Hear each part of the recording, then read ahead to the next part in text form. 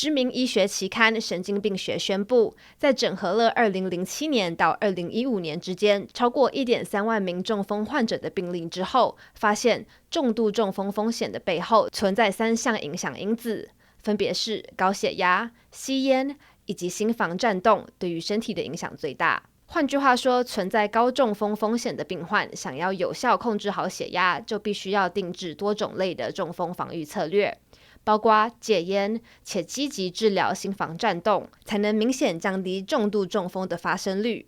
在此之前，相关研究也已证实，肥胖、高血压以及高胆固醇也是中风的危险因子。东森新闻团队洛杉矶报道。